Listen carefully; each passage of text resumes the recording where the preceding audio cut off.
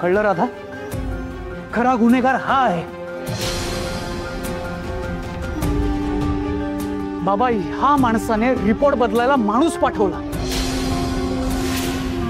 पण आता सगळं सत्य उघडकीस आलंय.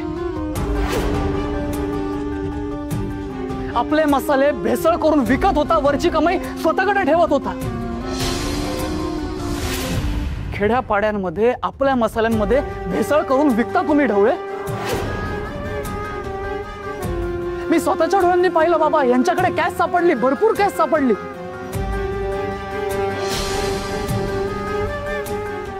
ढवळे सर, तुम्ही तुम्ही कसं काय?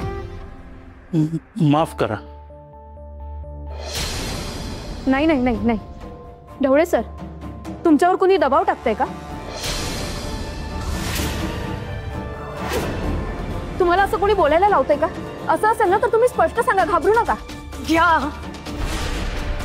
पिच्छा सोडत नाही माझ्या सुमितचा. अजूनही त्याच्यावरच संशय.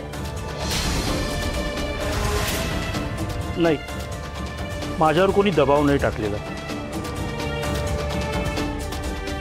बिराजदार मसाल्यांमध्ये मीच अफरातफर केली. मला माझा गुन्हा कबूल आहे. साहेब, घेऊन जा या माणसाला. चल रे, तू काय बघतो? चल चल. काय गळे, अजूनही बोलायचंय माझ्या नवऱ्याची? आहे अजूनही संशय त्याच्यावर? बोल ना. नाही, कारण खरा आरोपी कोणीतरी वेगळाच निघाला. पण तुमची राधा माझ्या सुमितला गुन्हेगार ठरवून मोकळी झाली.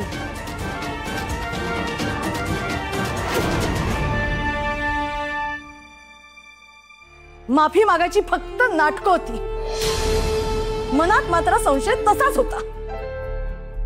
आणि माफी मागायला लागली ना, त्याचा सूड म्हणून ती अजून मागे लागली सुमितच्या.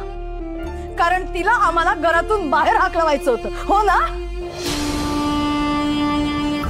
पण बघ, एक लक्षात ठेव, हे घर माझं आहे आणि मला कुणीही या घरातून बाहेर काढू शकत नाही. कुणीही नाही. असावरी, मी या घरात आता नाही राहू शकत.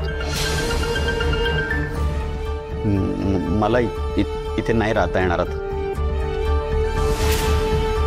या घरचं जावई असून या घराला मी आपलं मानलं. इतकी वर्ष कंपनीत कष्ट केले, इमानदारीने काम केलं, तर त्याचं फळ काय मिळालं मला? हे आरोप, हे असे आरोप होणार असतील तर मी नाही राहू शकत इथे.